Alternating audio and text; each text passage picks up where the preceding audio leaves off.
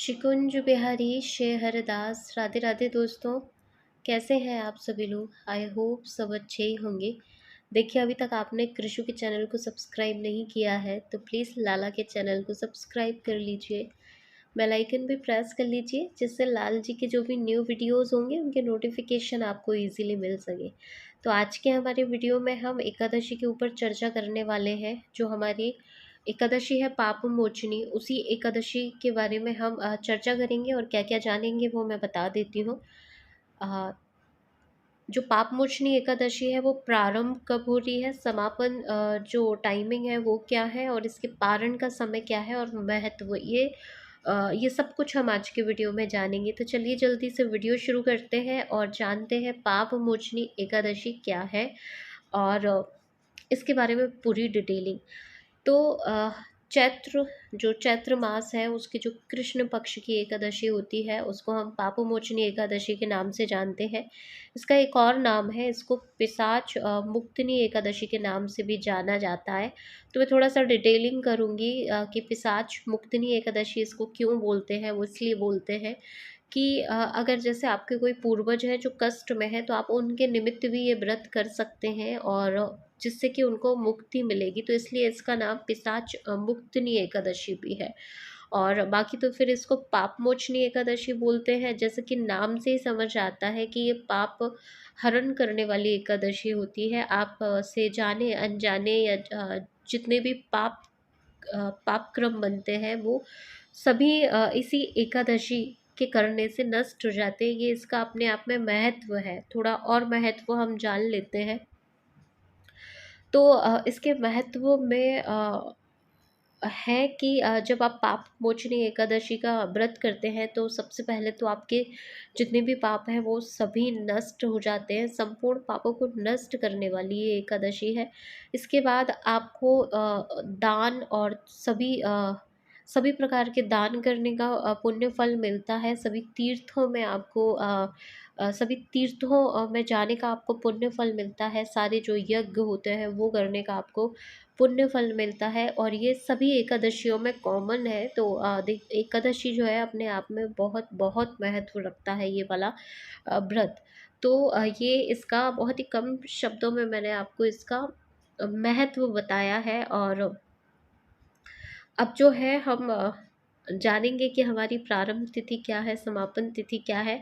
और पापमोचनी एकादशी का व्रत हम 4 अप्रैल को कर रहे हैं या 5 अप्रैल को कर रहे हैं, तो ये भी हम आज की वीडियो में जानेंगे और पारण का समय भी जानेंगे। तो देखिए, जो एकादशी तिथि है वो प्रारंभ हो रही है। आप टाइम नोट कर ले चाहे तो, या चाहे याद भी रख सकते हैं। तो जो एकादशी की जो तिथि प्रारंभ हो रही है वो 4 अप्रैल को 4:15 बजे के आसपास जो है प्रारंभ हो रही है। मतलब 4:14 में एकादशी आई है 4 अप्रैल को। लेकिन क्योंकि अब ये सूर्योदय में नहीं है तो इस दिन पूरे तरीके से जो है 10वीं तिथि का पालन किया जाएगा। इस दिन एकादशी भले ही इवनिंग में आ गई है जैसे 4:15 बजे, लेकिन इस दिन पूरी पूरी तरीके से 10वीं तिथि का ही पालन करेंगे। बस आप चाहें तो आप जो है चावल और दाल चावल इस तरह से ये अवॉइड कर सकते हैं। अब ये समाप्त कब हो रही है, तो 5 अप्रैल को दोपहर में 1:28 पे जो है ये समाप्त हो जाएगी। तो आप ये कहेंगे कि पूरे दिन तक तो एकादशी नहीं है फिर हम 5 अप्रैल को, क्योंकि अब देखिए 5 अप्रैल को इसलिए है क्योंकि ये द्वादशी मिश्रित एकादशी है और सूर्योदय के साथ एकादशी है। भले ही ये हाफ डे तक है, मतलब 1:30 बजे तक भले ही है, लेकिन जो है द्वादशी मिश्रित एकादशी है इसलिए इसका पुण्यफल अपने आप में बहुत बहुत ज़्यादा होता है। इसलिए हमें सूर्योदय की एकादशी ही करना चाहिए और यही सही रहती है। तो अब हमारा क्लियर है कि हमें 5 अप्रैल को पूरे तरीके से पापमोचनी एकादशी के व्रत का पालन करना है। तो आप क्या करेंगे कि फाइनली जो है 5 अप्रैल और दिन शुक्रवार को आप अपना फास्ट करेंगे। और अगर आप 5 अप्रैल को फास्ट करेंगे तो आपको 6 अप्रैल को पारण करना है। पारण का टाइमिंग भी आप नोट कर लीजिएगा। पारण का जो टाइमिंग है वो है 6 अप्रैल को सूर्योदय के बाद से लेके आप जो है 10:19 से पहले पहले जो है आप अपना पारण कर लीजिएगा। और कुछ और एडिशनल कुछ एडिशनल बातें हैं जो मैं आपको बता देती हूँ, जो मैंने गुरुजनों से सुनी है। मुझे लगा आप फास्ट करेंगे तो मैं आपके साथ भी शेयर कर लेती हूँ।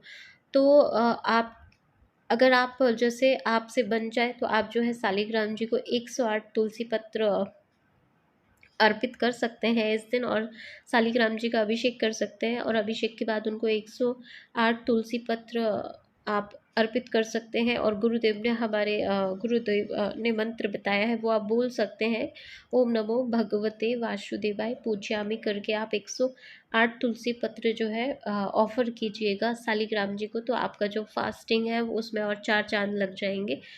तो आप सभी को पापमोचनी एकादशी की ढेर सारी बधाइयाँ। और ये वो एकादशी है जो सबको ही लगभग लगभग करना ही चाहिए, क्योंकि जाने अनजाने में हमसे ढेर सारे पाप हो ही जाते हैं और होते ही रहते हैं। तो जैसा कि नाम से ही पता है कि पापमोचनी एकादशी आपके पापों का हरण कर ही लेती है, तो डेफिनेटली आप नहीं भी रखते हैं साल भर की एकादशी तो ये वाली एकादशी आप रख सकते हैं। आई होप दोस्तों आपको जो है इन्फॉर्मेशन ठीक लगी होगी। वैसे हमारा वीडियो तो मंडे और फ्राइडे ही आएगा, बट एकादशी मैं हर बार दूंगी, जब जब एकादशी होगी उसका वीडियो तो एडिशनल रहेगा ही रहेगा। बाकी कृषि से रिलेटेड जो भी वीडियो रहेगा वो आपको मंडे और फ्राइडे ही मिलेगा। तो दोस्तों अब हम मिलेंगे लल्ला के नेक्स्ट वीडियो में, तब तक सबको शिकुंज बिहारी शे हरिदास, राधे राधे।